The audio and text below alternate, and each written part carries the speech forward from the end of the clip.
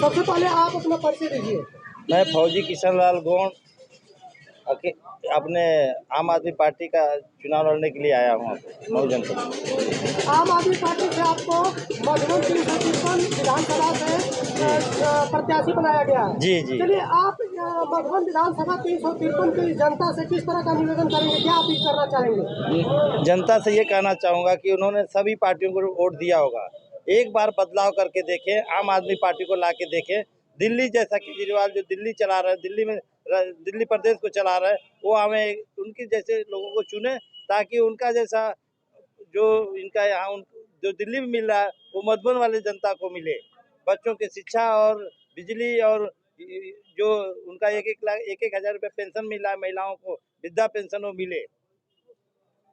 ये मधुबन विधानसभा में देवारा एक बहुत बड़ा बेल्ट है जी। देवारा क्षेत्र की कोई भी सड़क कामयाब नहीं है। सारी सड़कें टूटी पड़ी है, बेकार पड़ी है। हर साल कोई न कोई विधायक बनता है, कोई न कोई जीतता है यहाँ से, लेकिन मधुबन विधानसभा की सूद कोई नहीं लेता है। अगर आप यहाँ से आपको यहाँ की जनता चुनाव जितवाती हो तो आप किस तरह का यहाँ विकास करना चाहेंगे? पहले तो शिक्षा है, फिर वहाँ के रोडों का, और यहाँ के लोगों को जो भी एक विधायक सब कुछ करवा सकता है, लेकिन यहाँ के लोग आज तक दूसरे को चुनते आए हैं, तो कभी यहाँ का सूद नहीं लिया। यहाँ आता है, जीतता है और चला जाता है, तो यहाँ का विकास कैसे होगा?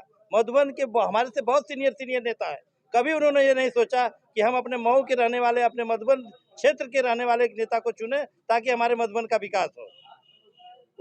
इस समय आपके मन में कुछ चल रहा होगा मधुबन की जनता को बताने के लिए कि आप कौन से काम करेंगे? कुछ जो युवा वर्ग के लोग हैं उनके लिए आप क्या करेंगे? पहले तो मैं युवा वर्ग के लिए जो हमारे मिलिट्री की तैयारी कर रहे हैं, पुलिस की तैयारी कर रहे हैं, जैसे गाजीपुर में सारी योजनाएं आती है, भर्ती करके ले जाती हैं, मिलिट्री आती है वहाँ से सिलेक्शन करके ले जाती है, पुलिस की भर्ती आती है वहाँ से लेके जाती है, और प्राइवेट कंपनियां वहाँ से सिलेक्शन करके लाती हैं। वो सारी योजनाएं ये मधुबन क्षेत्र में आएंगी, ये हमारी सोच है। जहाँ से आप चुनाव लड़ रहे हैं, बात कर लें हम मधुबन विधानसभा की, जी। और खास तौर से पूर्वांचल की बात कर लें, यहाँ पे जातिवाद हावी रहा है, और यहाँ पे देखा जाए कि समाजवादी पार्टी और बीजेपी का सामने एक टक्कर है सीधी। जी। आप उस दौर में अपने आप को कैसे स्टैंड करेंगे? हम लोग को बदलाव लाना पड़ेगा। जब तक जातिवाद करते रहेंगे तब तक हमारे मधुबन का विकास नहीं होगा।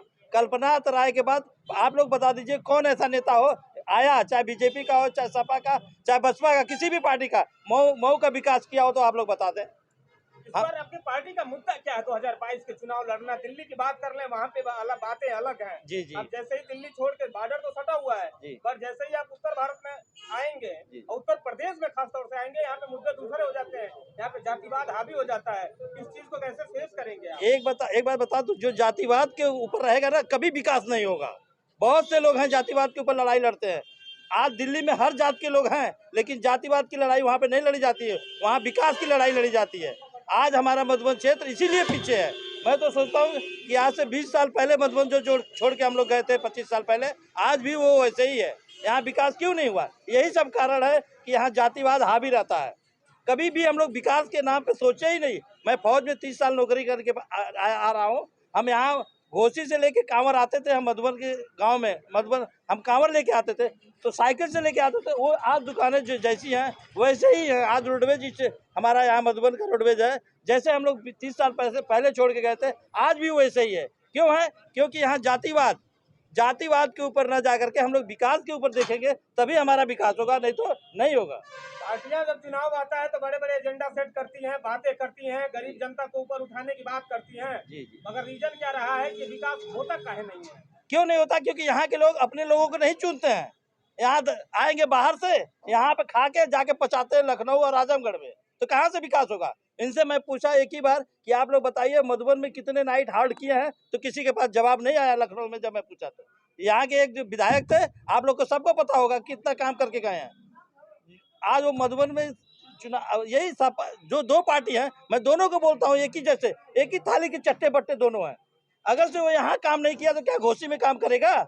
सभा में जाने के बाद वो काम करेगा? उसकी तो खाने की आदत है, यहाँ खाया और वहाँ भी खाएगा, तो कहाँ से विकास होगा? आप बताइए। मैं तो बोल रहा हूँ, मैं घोसी का रहने वाला हूँ। घोसी की जनता उनको वोट देने के लिए एकदम तैयार नहीं है। वहाँ से भी उनका नुकसान होगा, क्योंकि उनको अब मऊ में कहीं से विकास उनका होगा ही नहीं होगा। विजन क्या रहा है? बाहरी आते हैं, लोगों के दिलों में बस जाते हैं, चुनाव भी जीत जाते हैं। यहाँ के नेता जीत काहे नहीं पाते? यहाँ के नेता कभी हिम्मत ही नहीं बांधते हैं चुनाव लड़ने के लिए। वो अगर से कोई पार्टी उनको टिकट नहीं देती है, उस पार्टी का बहिष्कार करते हैं। उस पार्टी में आज बताइए, घोसी से सपा से टिकट उनको मिल गया। हमारे वहाँ सपा के बहुत अच्छे अच्छे नेता हैं जो पुराने हैं, आज वो घूम रहे हैं, उनको कोई टिकट नहीं दे रहा है, तो उनको तो बहिष्कार करना चाहिए। देखिए, कभी पार्टी काम नहीं करती आके क्षेत्र में, पदाधिकारी काम करता है, जो विधायक होता है वो काम करता है, पार्टी आके कभी काम करती है? पार्टी तो योजना देती है, ले आने वाला होना चाहिए। कल्पनाथ राय कांग्रेस में थे, उनको वहाँ से उनको पैसा छीन के ले आते थे मऊ जनपद के लिए काम करने के लिए, उनको कोई पैसा देता नहीं था और वो उतना तरीका ढूंढते थे पैसा निकालने के लिए। इस तरह का कोई नेता हमारे मधुबन का होगा तब तो निकालेगा, और मधुबन का रहने वाला होगा तब तो निकालेगा, बाहरी रहेगा तो कैसे निकालेगा? आप बताइए। उत्तर प्रदेश की बात कर लें, यहाँ पे सरकारें सबकी रही हैं, पलायन रुका नहीं है, पलायन होता रहा है। इस चीज को कैसे फेस करते हैं आप? मेरे ख्याल से मऊ में अभी पलायन नहीं हुआ है किसी का। पलायन होना मतलब कि लोग दूसरे प्रदेश में जाके कमाते रहे, क्योंकि हमारे यहाँ कोई रोजगार नहीं है। आज एनटीपीसी आज भी इसकी फाइल दिल्ली में पेंडिंग पड़ी हुई है, किसी को उसके ऊपर किसी की सोच नहीं है। 2-2 फैक्ट्रियाँ हमारी बंद है। यहाँ पे अगर से 3 चीज हो जाए, एक इंजीनियरिंग कॉलेज, मेडिकल कॉलेज, एक नर्सिंग इंजीनियरिंग कॉलेज हो जाए, तो यहाँ कभी कोई बच्चा बाहर नहीं जाएगा और उस कॉलेज से नौकरियां भी मिलेंगी, उससे मेडिकल दवाई का हॉस्पिटल बनेगा, उससे जो अच्छे अच्छे कोचिंग खोलेंगे। आज बताऊं, मधुबन के बच्चे कोटा में जाके कोचिंग करते हैं, दिल्ली में पढ़ते हैं। आज तक कभी सोचा किसी ने कि हमारे मऊ में, इससे तो पहले हमारे पुराने लोग थे जो 3-3 फैक्ट्रियां चलती थी यहाँ पे, रेलवे लाइन आज तक बना नहीं। कल्पनाथ राय के जाने के बाद टूट गया, वो अभी तक पूरा नहीं हुआ। कभी किसी ने मऊ के बारे में सोचा ही नहीं, चाहे वो सांसद हो, चाहे यहाँ का विधायक हो कोई। कौन से मुद्दे हैं आपके पार्टी के इस बार 2022 चुनाव लड़ने के लिए? मेरा तो एक ही मुद्दा है सर, मैं यहाँ अच्छा स्कूल, सैनिक स्कूल जैसे स्कूल बनाऊंगा, और जो जितनी यहाँ की रोडें हैं, खास करके चले जाइए मधुबन गांव साइड में, वहाँ की रोडों का हालत देख लीजिए, तो सब जगह गड्ढे हैं। लोग बोलते हैं गड्ढा मुक्त, सब जगह गड्ढे मिलेंगे आपको।